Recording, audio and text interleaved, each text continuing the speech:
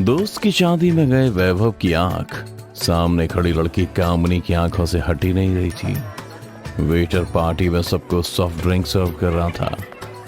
वैभव भी ड्रिंक लेने आगे बढ़ा ही था कि अचानक ही उसे अपने पिछवाड़े व थपकी महसूस हुई।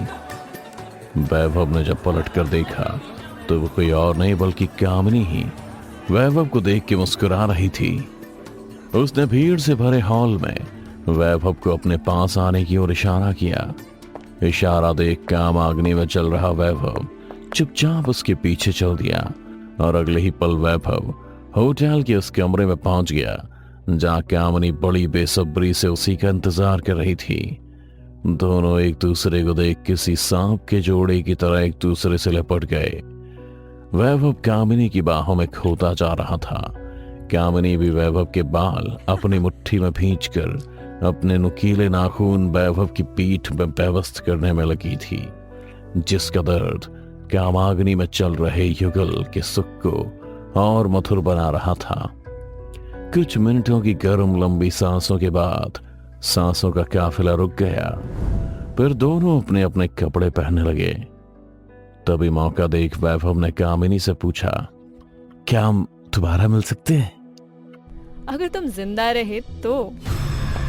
इतना कहकर कामनी मुस्कुराते हुए वैभव से दूर चली गई।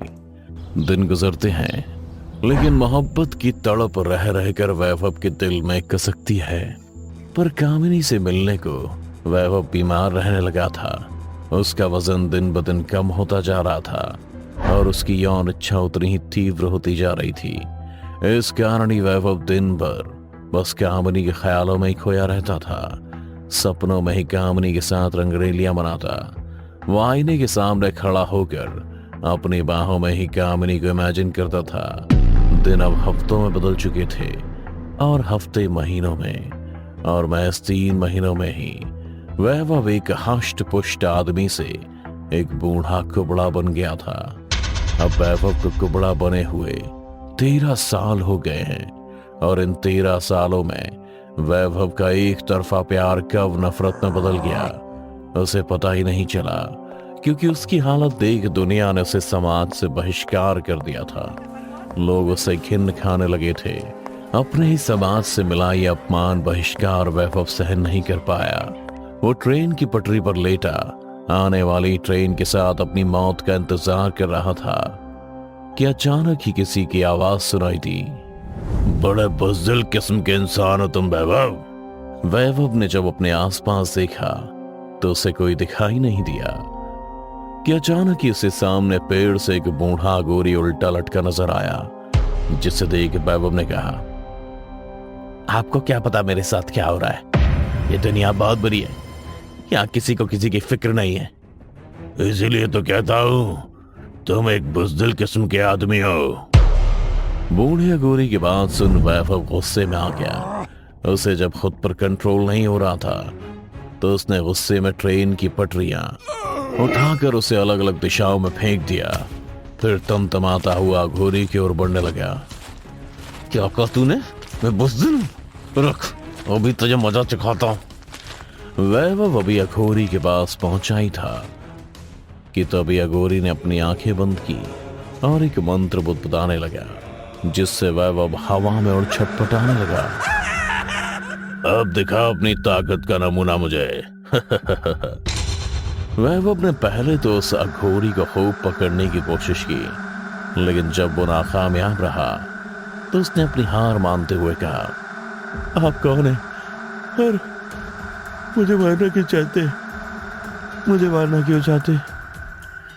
तुम दुनिया से दूर हुए हो, दुनियादारी से नहीं, और मरना तो तुम खुद चाहते थे।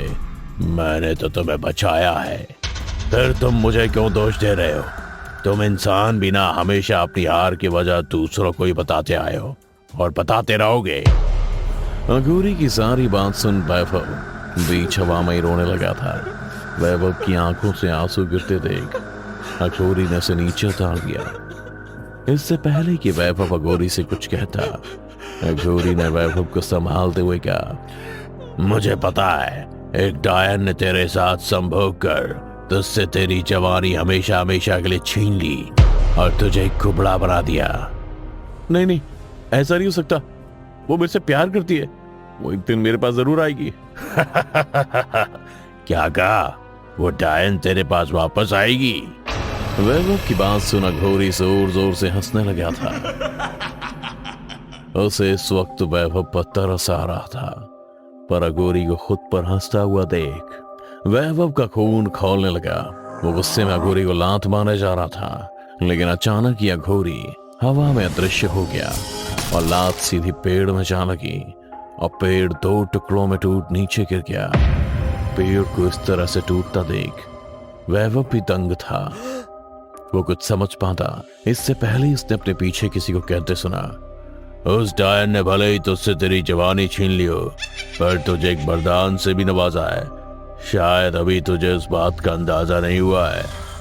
वैभव ने पीछे मुड़कर देखा तो अघोरी हवा में उसके सामने ही खड़ा था। वरदान?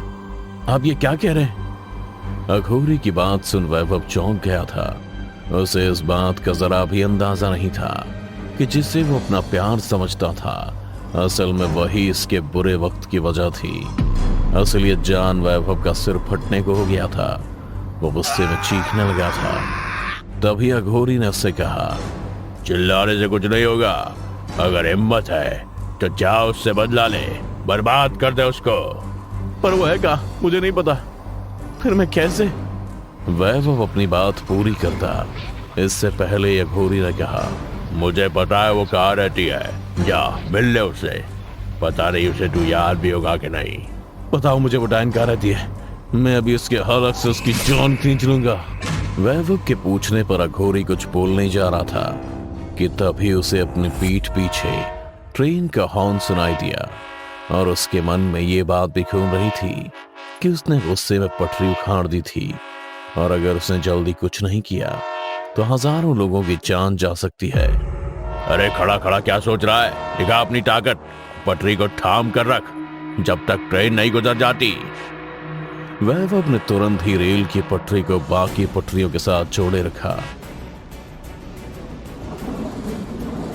जब तक कि पूरी रेलगाड़ी सही सलामत नहीं गुजर गई। हजारों लोगों की जान बचाने के बाद वैभव का अघोरी की बात पर यकीन हो गया था कि सच में डायन ने उससे उसकी जवानी लेकर उसमें 10 हाथियों की ताकत फूंक दी है। रेल के गुजरने के बाद वैभव ने अघोरी से उस डायन का पता पूछा। इस पर अघोरी बोला, वो डायन आज भी ताड़का वन में अनजान मर्दों के साथ संभोग कर उनसे उनकी जवानी छीन रही है। ताड़का वन का नाम सुनते ही वैभव सीधा ताड़का वन के लिए निकल गया।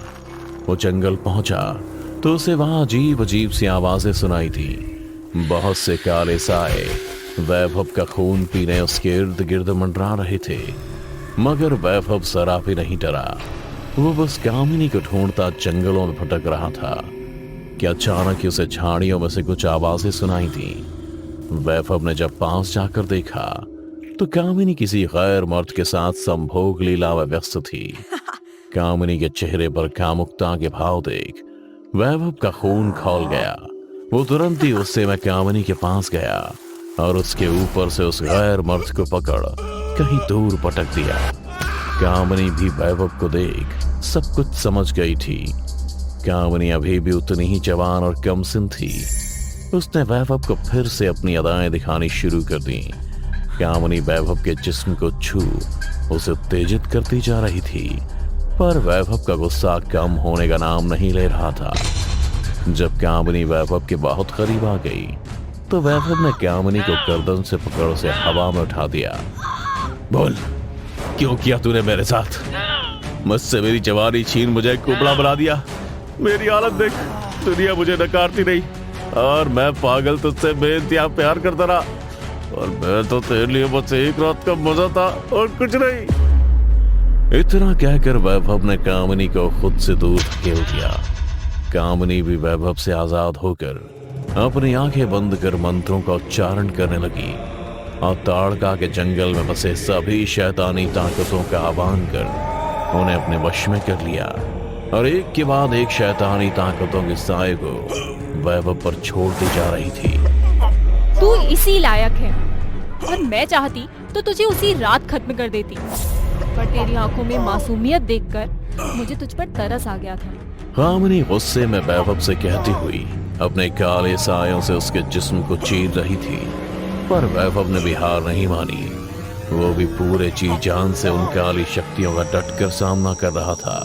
पर मेरे लिए वो एक रात का मजा नहीं था। मैं तुमसे प्यार करने लगा था। तुम्हारी दी हुई इस एक रात के सहारे मैंने कई साल गुजारे हैं, और शायद मैं उन्हीं यादों के सहारे चैन से मर भी जाता। लेकिन जब मुझे पता चला कि तुम्हारा तो ये पेशा है, तुम ऐसे ही मर्दों के साथ संभोग करके उसकी जवानी छीनती उनसे, तब मेरा प्यार मेरा बदला बन गया, और यही बदला मैं तुमसे लेने आया हूँ। वैभव में 10 हाथियों का बल था, जिससे वो वापस कामिनी की गर्दन तक पहुंच गया और उसका गला दबाने लगा, उसकी सांसें छीनने लगा। पर कामिनी ने भी हार नहीं मानी थी। उसने अपनी एक आखिरी चाल चली और ताड़का वन के पेड़ों को अपने वश में कर उसने वैभव पर हमला करवाया। पेड़ों के हमले से वैभव की छाती में नुकीली उकीली लकड़ियां आर पार घुस चुकी थीं, जिनसे बेतहाशा खून निकल रहा था। पर ताड़का वन के पेड़ जितना वैभव को चोट पहुंचाते, वैभव कामिनी की गर्दन पर उतनी अपनी पकड़ मजबूत कर देता। कामिनी के जिस्म में अब बस चंद सांसें बाकी थीं, जिन्हें समेट कामिनी ने मुस्कुराते हुए वैभव से बस इतना कहा, शुक्रिया वैभव। और कामिनी दुनिया छोड़कर चली गई।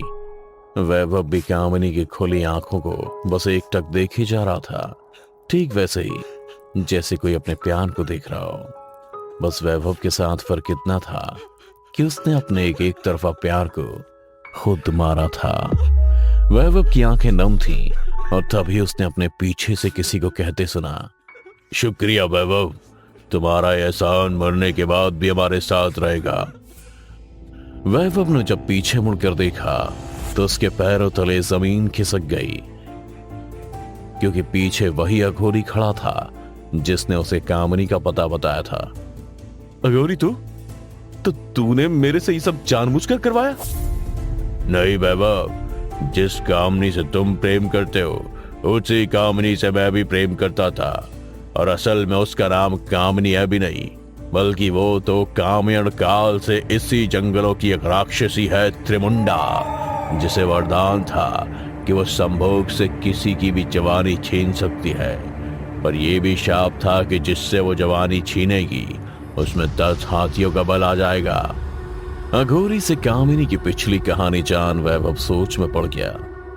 अगर आप भी कामिनी से प्यार करते थे तो आप में भी 10 हाथियों का बल होगा, तो फिर कुबड़े क्यों नहीं बने और आपने उसे किसी और के साथ सोने क्यों दिया? बोलिए। क्योंकि मैं अघोरी विद्या जानता था।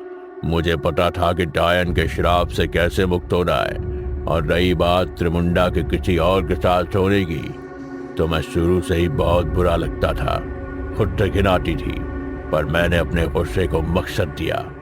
कामिनी जिसके साथ भी संभोग करती उसे 10 हाथियों का बल मिल जाता। उसके बाद मैं उसे चांद से मारने का काम करता था, और कामिनी भी यह बात जानती थी। फिर तो तुम मुझे भी मारने आए होगे? हाँ आया था, पर जिस तरह से मैंने तुम्हें कामिनी को याद करते हुए देखा, मुझे मेरे दिन याद आ गए थे।